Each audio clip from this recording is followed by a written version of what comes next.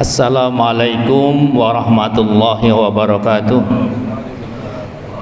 Alhamdulillahirabbil alamin wassalatu wassalamu ala asyrafil mursalin wa ala alihi wa ashabihi ajmain. Amma ba'du, fa ya ibadallah, usikum wa nafsi bitaqwallah faqad fazal muttaqun.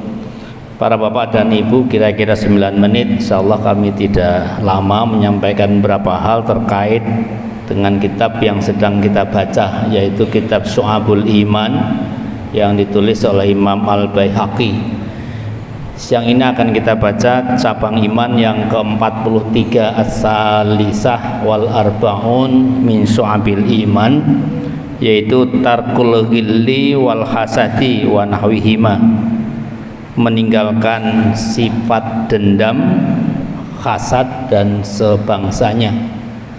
Islam adalah agama yang sangat mengedepankan, mementingkan ukhuwah Islamiyah, mementingkan kesatuan persatuan atau wahdatul ummah, dan mementingkan bagaimana kita punya solidaritas terhadap sesama, sehingga sikap-sikap baik sikap hati, sikap wajah, sikap lisan maupun sikap dari anggota badan kita diajarkan untuk betul-betul dijaga. Jangan sampai sikap kita itu merusak ukhuwah kita, merusak wahdatul ummah kita, merusak solidaritas sesama kita. Di antara yang Rasulullah ajarkan agar kita hati-hati jangan sampai melakukannya, memiliki sikap itu adalah al-ghillu wal hasadu, dendam dan dengki. Apa itu dengki, apa itu dendam? Para ulama membuat pengertian istaha mali ghairihi. Yang namanya dengki itu adalah istaha mali ghairihi, menginginkan sesuatu yang dimiliki orang. Para ustadz lain menerjemahkan hasad itu dengan SMS, senang melihat orang lain sedih dan sedih ketika melihat orang lain senang, ya. Sikap ini sikap yang sangat-sangat dianjurkan oleh Rasulullah untuk kita jauhi. Di antara ayat Al-Quran yang penulis nukil untuk bagaimana kita menjauhi sikap dengki dan para pendengki adalah pada surat yang sering para bapak dan ibu baca, yaitu surat Al-Falaq.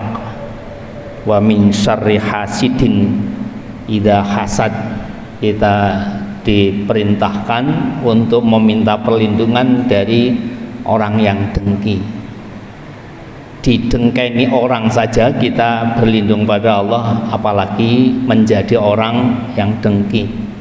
Jangan sampai kita kemudian justru menjadi orang yang tadi istaha ma li ghairihi. Ada beberapa hadis yang dinukil oleh musannif, oleh para ulama terdahulu juga ketika membahas tentang al-hasad itu.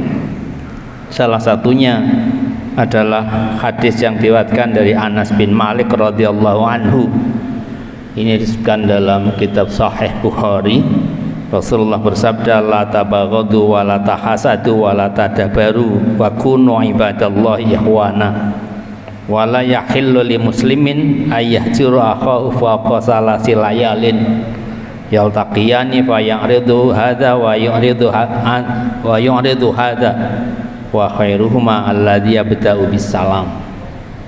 Kata Rasulullah, janganlah kalian saling membenci, tabaghadu, dan janganlah kalian juga saling hasad, saling dengki, wala tahasadu, wala tadabaru, dan janganlah kalian saling memusuhi, dan jadilah kalian hamba-hamba Allah yang bersaudara.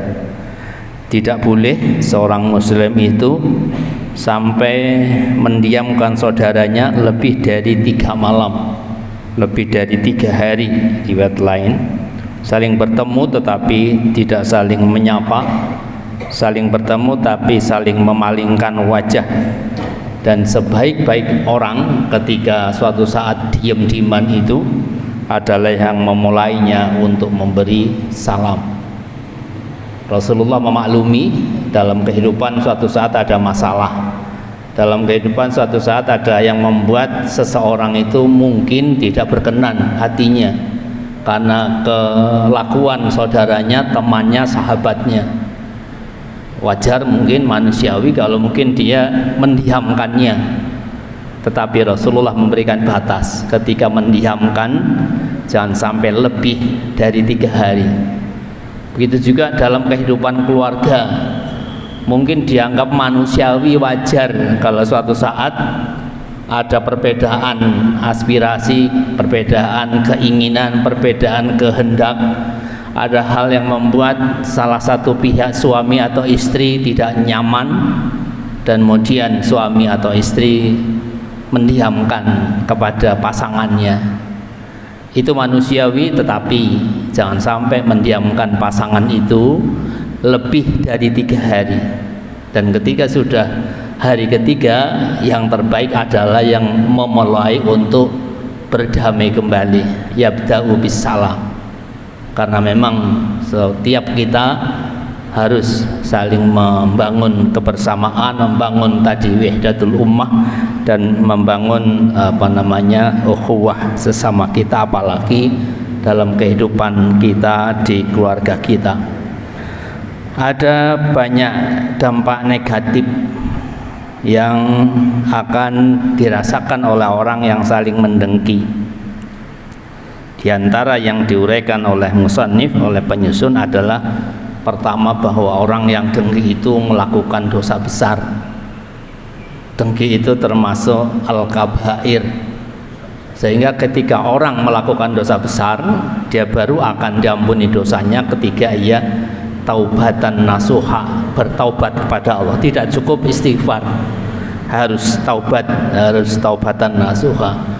Seperti berkali-kali sampaikan, orang yang taubat pertama harus mengakui kesalahannya, yang kedua harus berjanji tidak mengulangi lagi, dan kemudian yang tidak kalah pentingnya, kita betul-betul kapok dengan kesalahan yang pernah ia lakukan. Yang kedua, dampak negatifnya, dia akan menghabiskan, akan menghapus pahala-pahala yang sudah pernah kita peroleh. Kata Rasulullah, hasad itu, dengki itu kayak api yang akan membakar kayu bakar.